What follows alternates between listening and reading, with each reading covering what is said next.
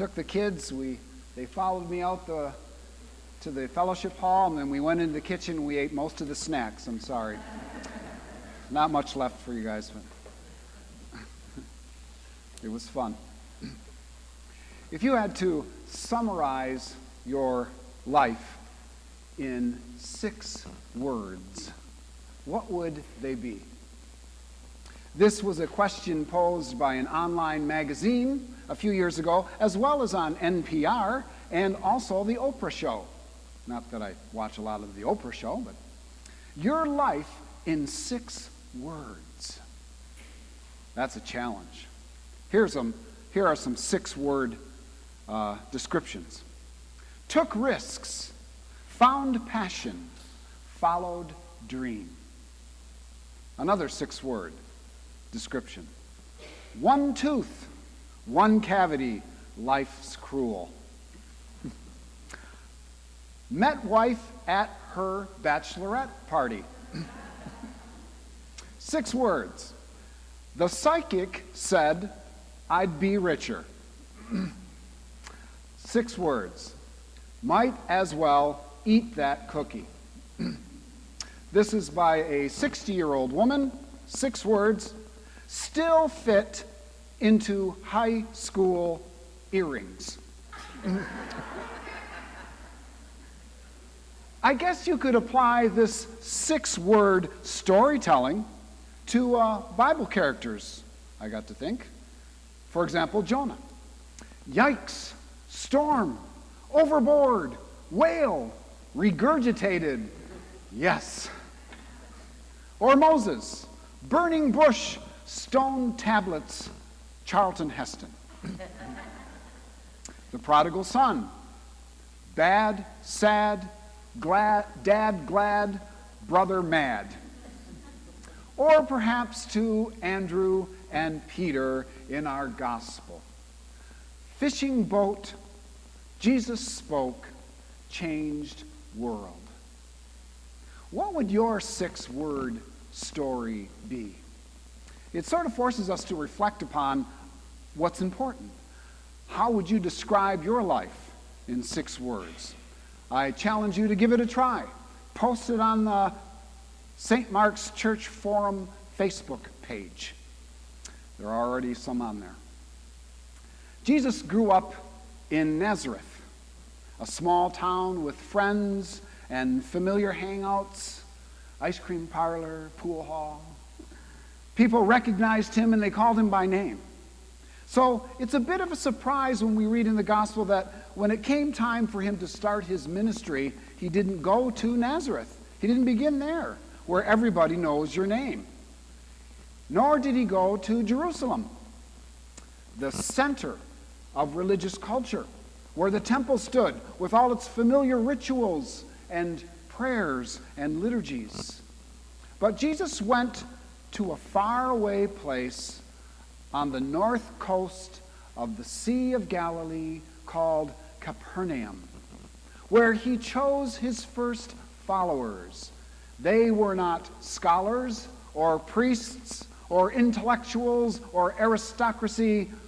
Jesus called some of the most unlikely people in an unlikely place. He called fishermen. And God got a hold of those fishermen as they followed Jesus. It was a life-altering decision. Fishing boat, Jesus spoke, changed world. Another story is about Pastor Sam. Pastor Sam received a visit from a man he barely knew.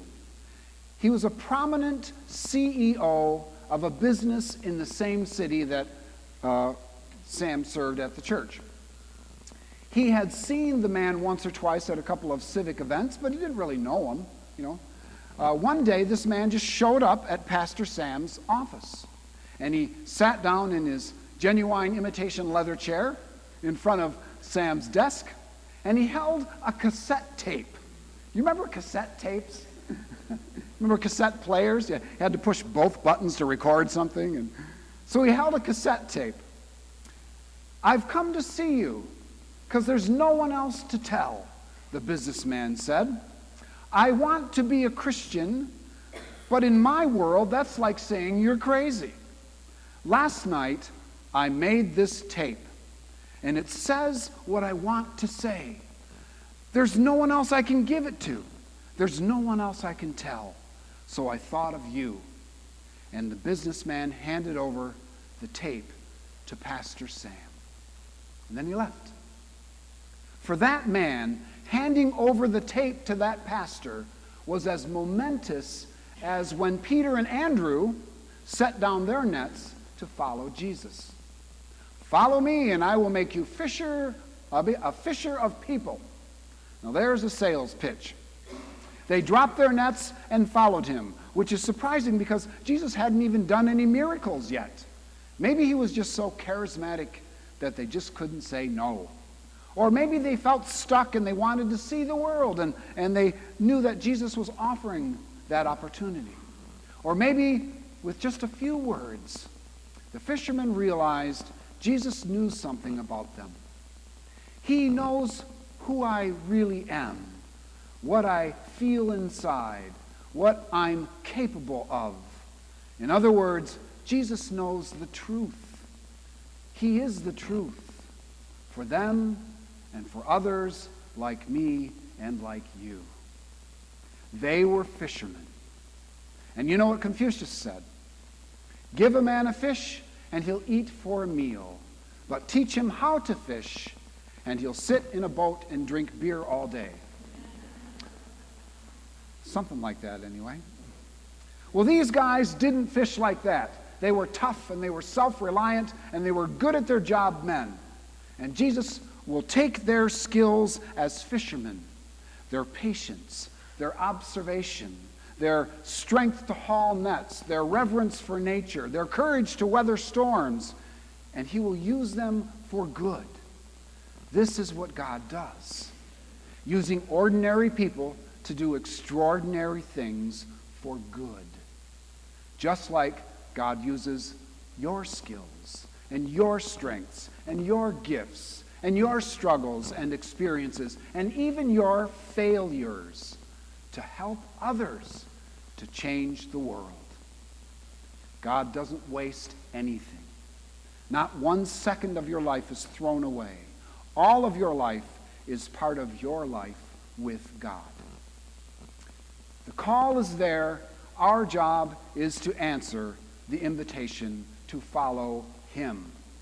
Will we leave our safe and familiar Nazareths and venture into the unknown to follow Jesus?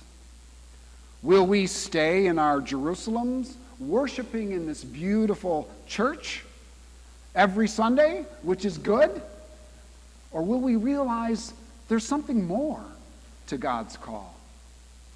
Jesus calls every one of us to Capernaum, to work for God's kingdom in perhaps unfamiliar places like the food pantry or a nursing home or a homeless shelter or a grief support group, or to work at a Thursday night dinner for the hungry, or to invite somebody to a Lenten series or program or a meal. This is the gospel work for the world. This is our annual meeting time. And this is the beginning of a new year. So we have a message to tell. And that message is God gives life. There's an old tradition on those huge, often dry farmlands in Australia that there are two ways to keep cattle on the ranch. One is to build a fence. The other is to dig a well. What a gift this church is to an often dry and unfeeling world.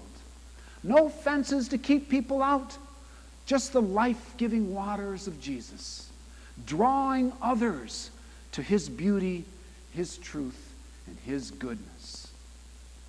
Can we follow Jesus' call? Are we willing to drop everything that holds us down and go to Capernaum with the message of life that has changed our own? Fishing boat, Jesus spoke, changed the world. Back at the office, at Pastor Sam's office. He sat there with this cassette tape in his hand that the CEO had left him. So he put the cassette tape in the cassette player, remember those? And he pushed the play button, and Sam listened to what was on the tape. And he heard the businessman clear his throat, then a long pause. Then he cleared his throat again. And then, to Pastor Sam's astonishment, this proud, accomplished businessman began to sing a simple 6-word song. I have decided to follow Jesus. I have decided to follow Jesus. I have decided to follow Jesus. No turning back, no turning back. Amen.